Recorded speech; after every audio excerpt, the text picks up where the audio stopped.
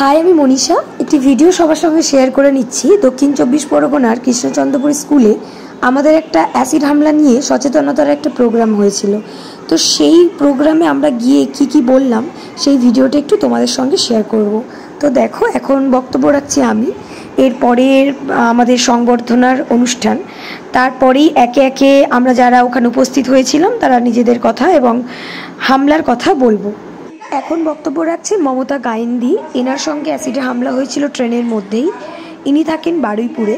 তো আমাদের একজন যোদ্ধা হিসেবে ওনাকে নিয়ে গিয়েছিলাম আমাদের ব্রেভ সোলস ফাউন্ডেশনের মাধ্যমে। উনি গিয়ে নিজের বক্তব্য শেয়ার করলেন এবং অ্যাসিড যে কতটা ভয়ঙ্কর হতে পারে সেই বিবরণ দিলেন, যে কিভাবে ছোট ছোট কারণে একে অপরকে অ্যাসিড ছোড়াছুড়ি করছে। সারা রাজ্য জুড়ে আমরা এই ক্যাম্পেনিং করছি। এখন আমাদের বক্তব্য রাখছেন আমার বন্ধু উর্মিমালা। এতটা কঠিন জীবন চাই না তো আমরা মার সঙ্গে ঝামেলা করি, তো মা যখন একটু সাহায্য করতে বলে, যে একটু জল তুলে এনে দে, একটুখানি ইয়ে করে দে, দেখ আমার এখন অঙ্ক করতে হবে, নইলে স্যার স্কুলে গেলে মারবে, আমি করতে পারবো না। আমরা বিরক্ত হই। তো কেন বিরক্ত হই? এতটা কাজ কে করে? সূর্যের আগে ঘুম থেকে ওঠো এবং সূর্য সেই কোন বিকেলে শুয়ে পড়ার পর তারপর আমরা ঘুমোতে যাব। এখান থেকেই না একটা অন্যরকম জার্নি শুরু হয়। আর আমাদের বাড়িতে ভাইরা থাকলে তোমাদের কাউকে রান্না। এত সুন্দর আয়োজন করেছেন হেডমাস্টার মশাই চন্দন স্যার, উনিও বক্তব্য রাখছেন। তো একটু শুনে নেওয়া যাক। অ্যাসিড হামলা কি ক্ষতি করতে পারে, ভয়ঙ্কর, সেটা আমাদের চেতনায় যেন আমরা নিতে পারি।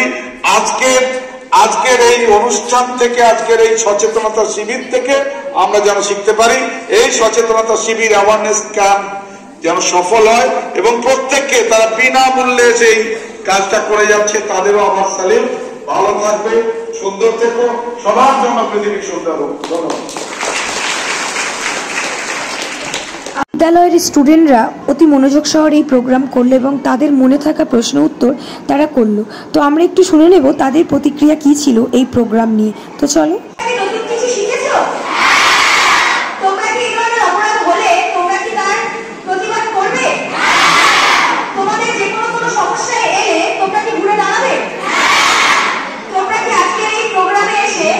খুশি হয়েছো?